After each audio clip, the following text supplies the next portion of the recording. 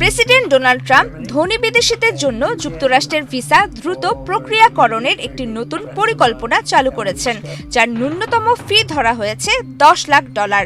এই ভিসাটিকে Trump gold card নামে অভিহিত করা হচ্ছে। বুধবার সামাজিক যোগাযোগ মাধ্যমে তিনি বলেন, এই কার্ড যোগ্য ও যাচাইকৃত আবেদনকারীদের সরাসরি মার্কিন নাগরিকত্বের পথ খুলে দিবে। তার দাবি, এতে মার্কিন কোম্পানিগুলো তাদের অমূল্য প্রতিভা ধরে রাখতে পারবে।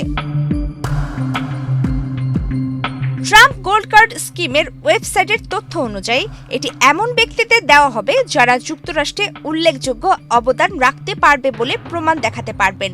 গোল্ড কার্ডে রেকর্ড সময়ের মধ্যে যুক্তরাষ্ট্রে বসবাসের সুযোগ মিলবে। স্যান্ডেলিনা সো, রূপচর্চায় আভিজাত্য। আবেদনকারীদের $10 লাখ পরিশোধ করতে হবে। কোনো প্রতিষ্ঠান কর্মীকে স্পন্সর করতে চাইলে তাদের দিতে হবে $20 লাখ, সঙ্গে অতিরিক্ত ফি।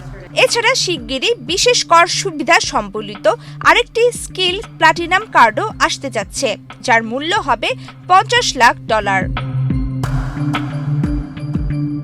এছাড়া আবেদনকারীর পরিস্থিতি অনুযায়ী সরকারি অতিরিক্ত ফিও যুক্ত হতে পারে।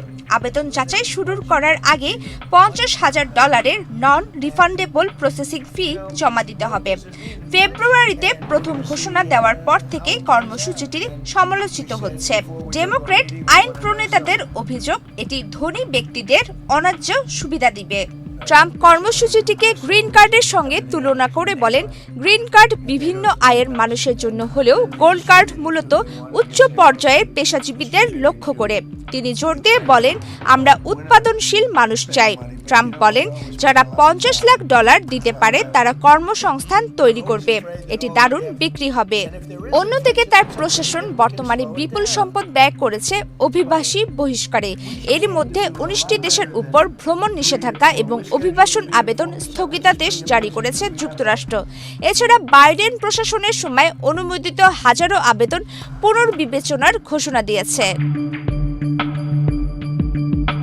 এছাড়া গত সেপ্টেম্বরে ট্রাম্প জনপ্রিয় H-1B ভিসা আবেদনকারীদের জন্য $1 লাখ নতুন ফি আরোপের আদেশে সই করেন। এতে যুক্তরাষ্ট্রে থাকা বিদেশি শিক্ষার্থী ও প্রযুক্তি খাতের প্রতিষ্ঠানে ব্যাপক উদ্বেগ দেখা দেয়। পরে হোয়াইট হাউস জানায়, নতুন ফি শুধু বিদেশে থাকা নতুন আবেদনকারীদের ক্ষেত্রে প্রযোজ্য হবে। প্রমিতি কিবরিয়া ইসলাম, বাংলাদেশ প্রতিদিন।